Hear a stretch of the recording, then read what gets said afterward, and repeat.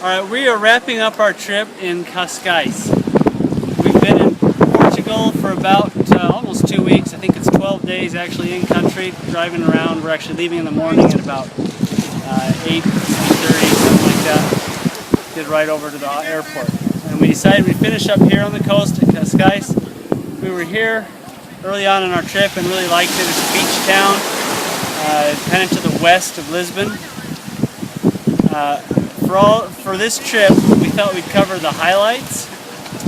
Starting with our number one choice of towns that we visited would be Guimarães. It sits up in the north, about 20 or 30 minutes to the northeast of Porto. Beautiful little town, 30,000 people, maybe 40. Has a great big castle that is fantastic, museums, some spectacular churches, and a great big old town where you can go walk around and shop and eat. And while we were there, we were reminded that just above the town there's a mountain called Penha. We drove up there. It's some of the most spectacular mountain landscape scenery we've seen in Portugal. So that's got to be our number one. Tough choice for number two city to visit. We went with Lagos. We were down there, we went to the beach, went swimming and snorkeling on the rocks and some sheltered coves. Below some tall cliffs. The cliffs keep the wind off, keep it warm and comfortable.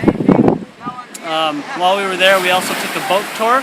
It cost 10 euros each for about an hour and a half on a boat where they take you in and out all of the beach grottos. That's got to be one of our highlights. It was fun and it was beautiful. We got some great photography, awesome pictures in that area. Number three choice, we would probably go with Obido. Beautiful walled city, tons of shops. You can walk around the castle and the wall that surrounds the town. You can walk up on the ridge up there around the whole town. It was a lot of fun. We went in some other walled towns that, well, they're just as pretty, but they didn't have as much to offer in terms of shopping and things to see and do while you're in town. So Óbidos is probably number three. Number four, probably Évora. We didn't get to spend as much time as we liked in Évora, but the Roman ruins were cool, and we hit 2 or 3 museums that were just spectacular old artwork, gold and silver. Plus, the one museum actually has a piece of what is believed to be part of the true cross, the cross Christ actually hung on. Constantine's mother secured that cross in about 325 AD. How she knew it was real, I don't know. We'll have to take her word for it. But that was kind of cool to see too. And rounding out the top 5 would be the town of Sintra. We were here on our third day and again this morning. Beautiful town full of palaces.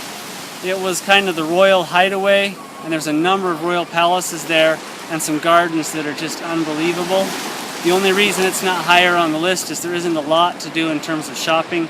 The old town and shopping area is fairly small. We had walked around it in less than an hour.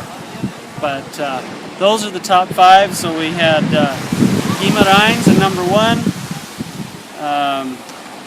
Lagos in number 2, Óbidos in number 3, Évora in number 4, and Sintra in number 5. Cascais is a close second to that because of the beaches and a fairly large shopping area, a beautiful open city. Unfortunately, Lisboa, or Lisbon, did not make the cut. Lisbon has tons to see and do. There's museums. Alfama is a must-see. So is the Castle of St. George. But on the whole, it's a big city, and I don't like big cities. It's easy to get lost. Everything costs more. It's a lot dirtier because it's a big city. There's graffiti everywhere. So it does have regions you want to see, stuff that is spectacular and you can't miss it. But as far as a destination where you might want to go and spend a lot of time, we're going to skip that one next time. We love Portugal. We hope to come back. And for now, we're going to sit here and have some dinner and watch the sunset over the Atlantic.